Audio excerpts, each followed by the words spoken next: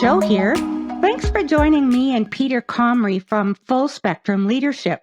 We're exploring the role of resilience in the mental health of individuals, families, workplaces, and communities. Peter is an industrial psychologist and leadership coach who calls himself a human capital specialist. We'll dig into that a little later. He is also a trusted friend and valued mentor who's taught me much about resilience in my personal and professional lives. Welcome, Peter, and thanks so much for being here. Joanne, I cannot tell you how a pleasure it is for me to hang out with you today, so thank you kindly. I know resilience means different things to different people at different times in their lives, but let's start by you giving us an overview of the concept. Well, Joe, it's one of the most misunderstood things in our mental health arena. And while it's a really nice catchphrase, like to be resilient or develop resilience, but very few people actually take the time to dig into what the understanding of it around is, where it comes from, what it means in our world, what it means to us individually. So if I can just put it in this frame, if I may, for this conversation, and we can always stretch it out a little bit later as well. Resilience is the result of being mindful. Why do we need it in our society today? Because there are so many things, Joanne, that are completely out of our control. And one of the references I use in my practice is Jessup's theory of control. And that is this. There are three things in Jessup's theory. Number one, things that we have complete and total no control over at all. Number two, things that we have a little control over. And number three, things that we have complete and total control over. Now, where would you think about 95% of the population spend more than 80% of their time? In the top one and two. In the top one and two, right? And totally neglect the things that we are in complete control over. And if we want to get a handle on the importance of resilience, it's understanding and developing an awareness and a mindfulness to spend our time, our incredible, valuable life in the areas that we have complete control over, right? So to reference it up, just go back to Charles Darwin for a moment, and really no one argues with Charles. It's kind of trying to argue with Albert, right? Kind of silly to do. Darwin said this, it's not the fittest of the species that survives, it's the one that can adapt the best. And if we use the awareness and the mindfulness around, say, Jessup's theory of control, and say, well, okay, if I choose to focus my attention on the things I'm in control of, one, I learn to become more adaptable because I'm focusing my attention on the things I have control over. And as a consequence of that, learning to be adaptable, resilience is the automatic outcome, Joe. It just automatically rises. Now, as you've heard me say, many times in our relationship, we're the only mammal on the planet that functions from choice and not from instinct. Everything we do is based on a choice. Everything we do. And so let's come back to the three things that we are in complete control over. We are in control of what we choose to feel. And I've heard all the arguments in my career. Well, you made me feel. No, I didn't. We chose how we feel. We choose how we feel. Number two, we choose what we think. We choose what we think. And I've heard again all the debate. Well, you made me think. Anyone that's in relationships heard that at least once in their life. No, I didn't make you think anything. That's a choice. And the third one is we're responsible for what we choose, how we choose to behave. And I've heard all the arguments, as have you. Well, you made me do. No, I didn't. You chose to do that. And we only choose to do the things, Joe, that we believe serve us the best, in spite of all of the evidence to the contrary.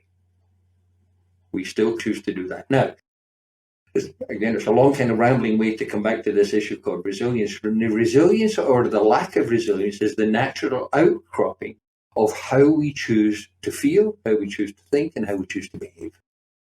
You talked about becoming more adaptable. Can you tell us what being more adaptable looks like and the role of resilience in that? Joanne, it's a lovely and a never-ending conversation, right? So it is coming back to what I premised earlier, focusing on the things that we can control in our lives. And there's lots and lots of things we have complete and total control over. So let's use one of the things that's in our face right now, COVID. Now, it's a big bucket of stuff right now that everyone is putting a lot of stuff into. PTSD, the rampant episodes of PTSD, epidemic proportions, by the way. Use of the crisis hotlines are through the roof. The suicide issues looming larger. Big changes in movement in the employment arena, in the human resources arena, which is massive. And I'll give you some examples of that later that's having an impact. Things are going to be different. Of that we know. Many people are holding on and have a false sense of comfort in that they think it's going to return to what we thought was normal. It isn't. It's going to be different. So the example I used in a class just this morning is this. If we want to appreciate how things change in our life, we'll all agree intellectually, Joe, that the only thing that we all have in common is that we all have to deal with change. Every single one of us. Yet it's the thing most of us resist the most. There's an enormous resistance to change. But if we want to sort of adapt and get a little more closer and deepen our understanding of the impact and consistency and ubiquitousness about change, go to nature. Nature shows us every moment we choose to focus on it that things are going to change. And it brings that the impermanent nature of everything.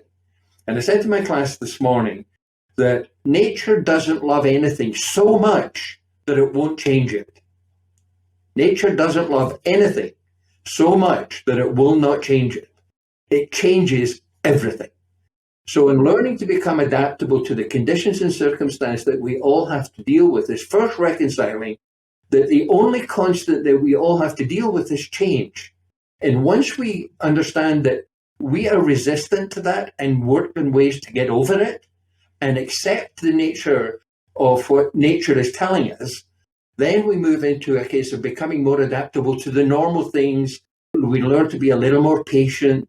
We learn to be a little more accommodating, a little gentler, right? We say, because what am I holding on to when nature is telling me that it's going to change in the next few minutes anyway? Peter, are you comfortable sharing an example of resilience in your own life? Oh, absolutely. Absolutely, Joanne. As you know, 10 years ago, I lost my youngest son and his fiancée in a boating accident. And immediately upon being notified that the kids had got killed, I was driving, and my former wife, who had notified me of it, said, pull over. And I pulled over, and she told me what had happened. And there's two things that I had to address immediately, sitting at the side of the road. Number one was impotence, because there's nothing I could do. I'm naturally a fixer. I grew up on a farm.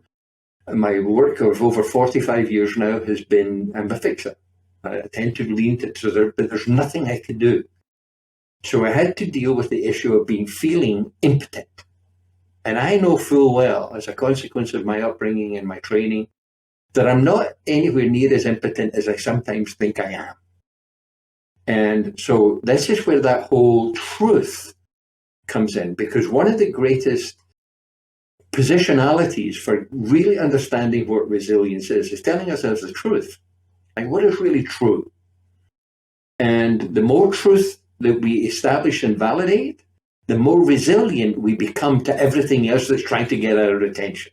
Because we've got that little filter that runs through. When I hear something, is that the truth? Well, can I validate it? How does it fit me? And what do I now choose to do with it? Right?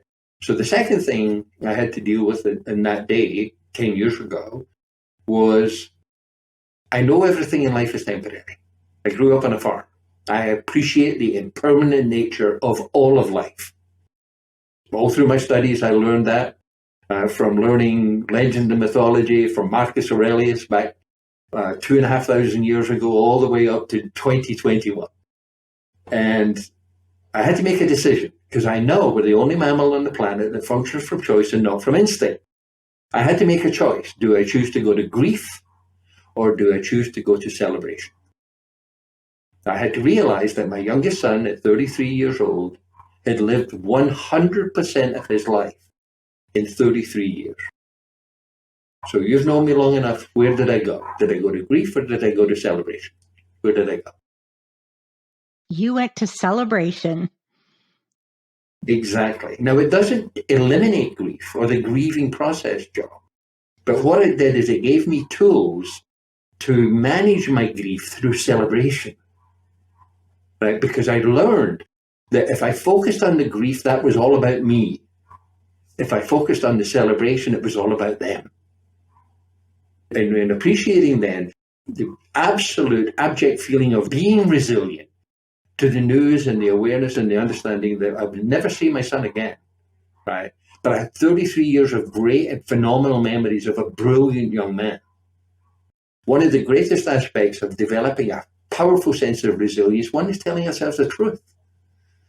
Now, we're surrounded with, oh, I almost swore there, I won't do that. But I was tempted to. We're surrounded, Joanne, with something that's summed up in two words. One begins with B, one begins with S.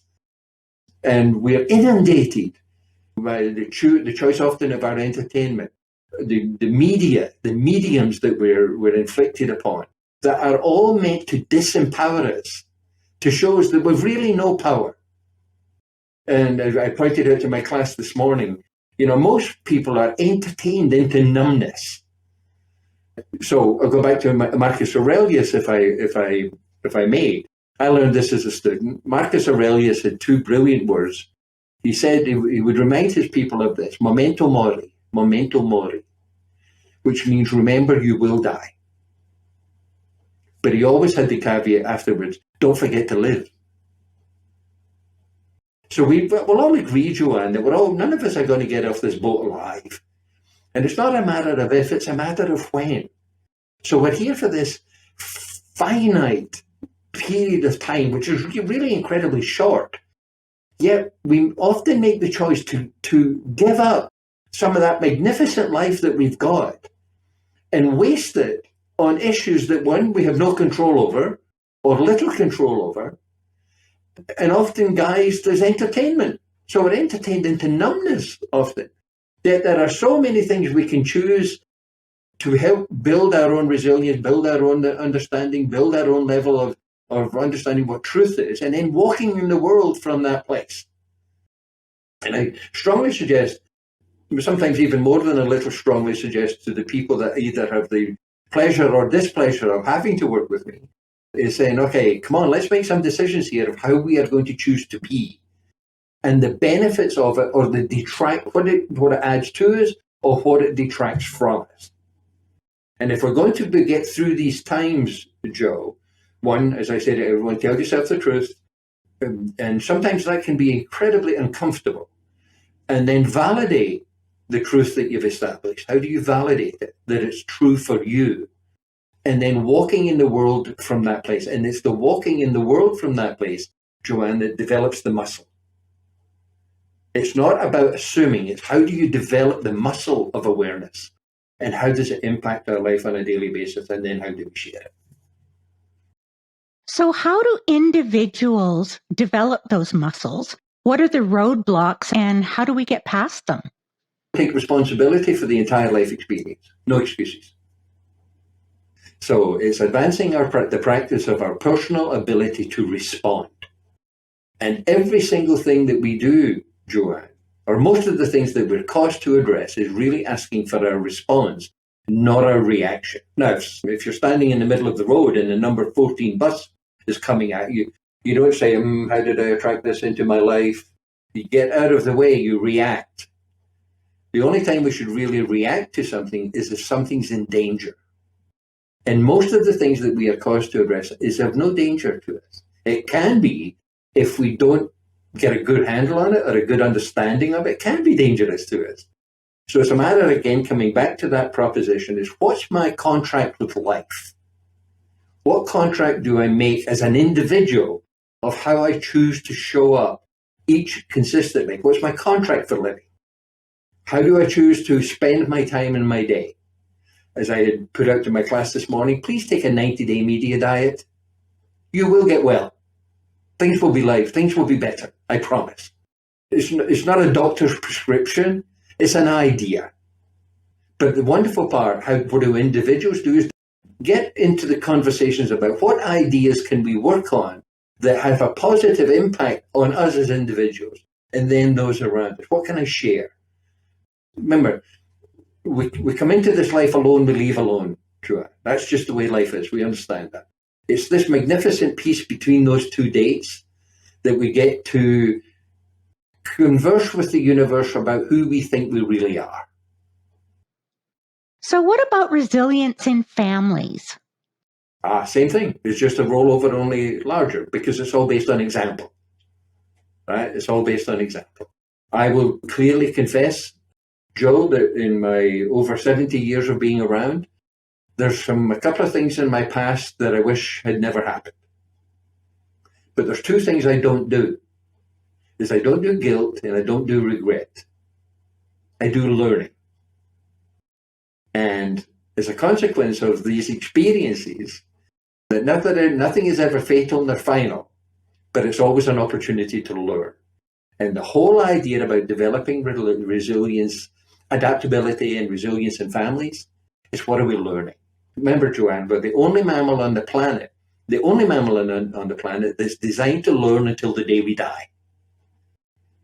Right? There's no excuse for not learning. As you know, I'm a bit of a student, and I constantly have a book management problem because there's so many things that I'm excited about learning. Even today, I still feel very much like I was as a student in my very young years, because with all the stuff that's going on, these brilliant, magnificent minds that we're surrounded by who are writing things down. Now we've got podcasts and videos and Zoom conferences. There is no excuse for not learning to get to be and choose to be the very best we can be.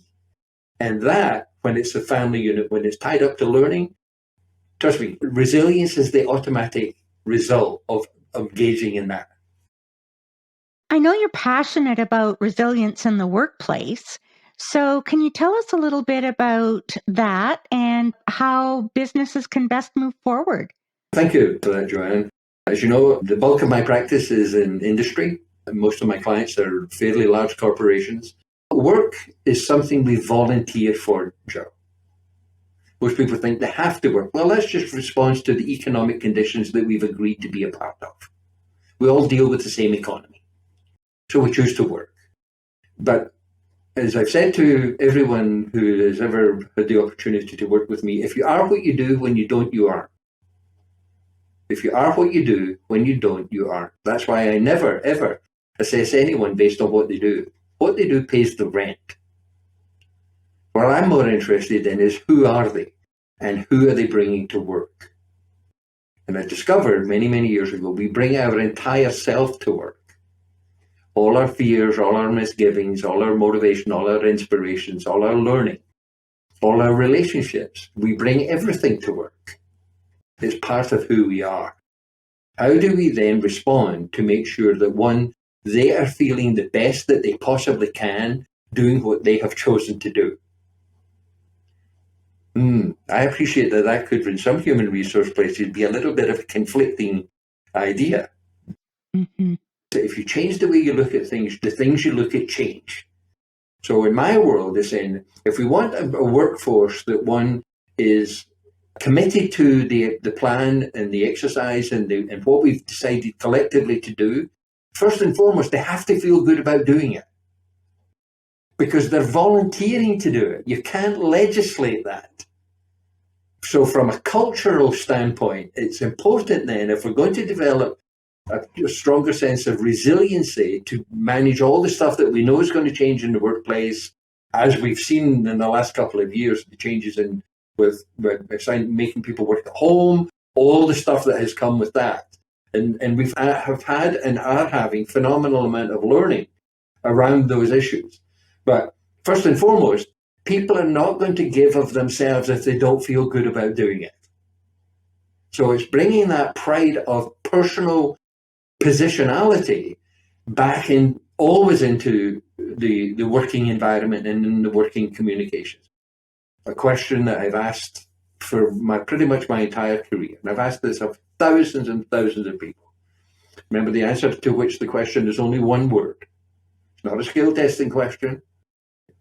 What's the only evidence of life? Remember? Growth. Growth. Thank you. Growth is the only evidence of life.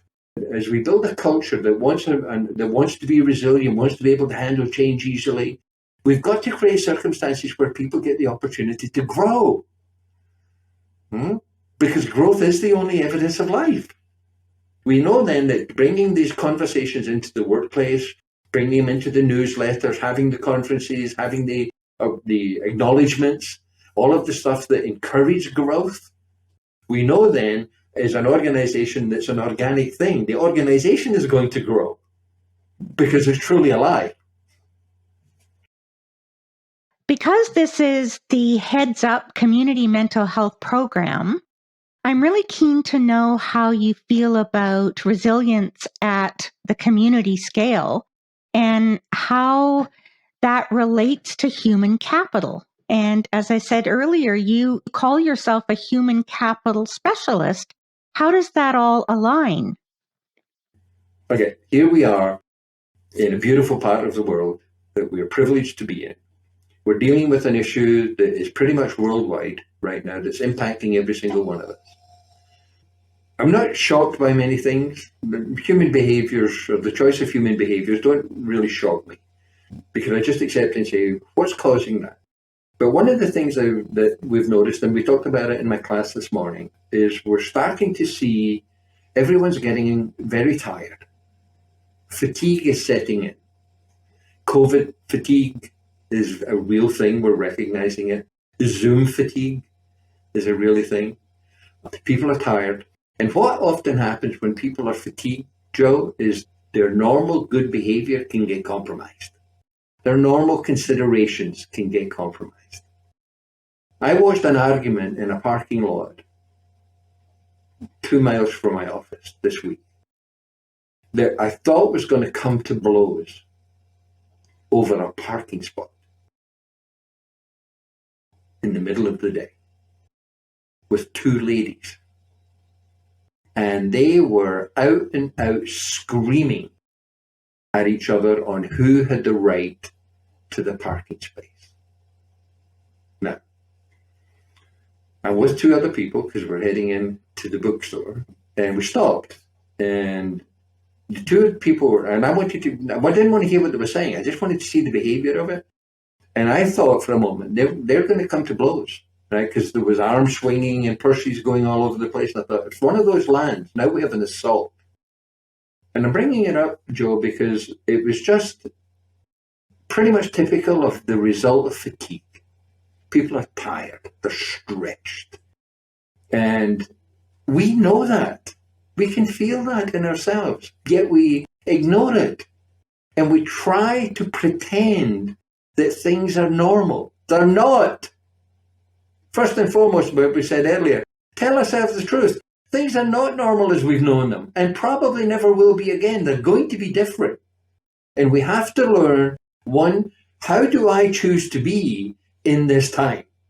And if I choose to be short-tempered and pissed off and angry at the slightest argument over a parking spot, like, give me a break. Look what happened just a couple of weeks ago with the transportation issue in British Columbia, where we had some washouts. Like literally within 24 hours, the grocery stores were empty. I don't mean of people, I mean of produce. There was that fear-based component that everybody thought, oh God, I'm going to starve. Hold it. We're not going to starve. Okay? Oh my Lord, I'm not going to have anything to wipe my bum. Wrong. It's only because we've lost our imagination. Come on. Yes, does that affect the culture that we're in, the society that we're in?